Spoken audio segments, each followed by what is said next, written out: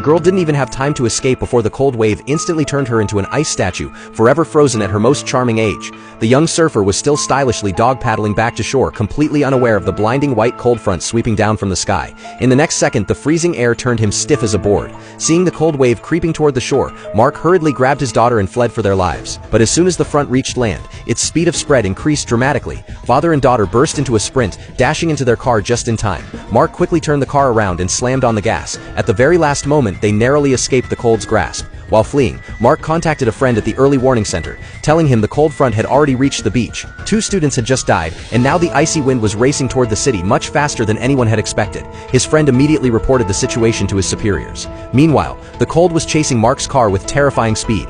Panicked, Mark called his wife and told her to stay inside, light a fire, and bundle up in as many layers as possible. Whatever she did, she must not go outside. Soon, the National Weather Bureau received the alert and realized how serious the situation was. They issued an emergency cold wave warning through national TV.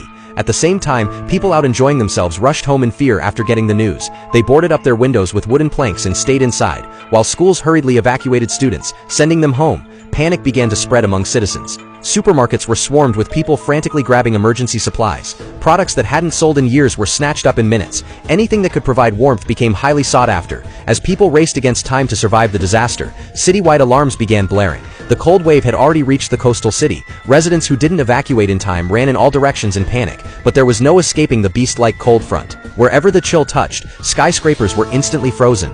A plane full of passengers was about to land when it accidentally entered the freezing current. In mere seconds, it was frozen solid and began to crash due to violent shaking. Many who had just left the supermarket were caught in the icy wind.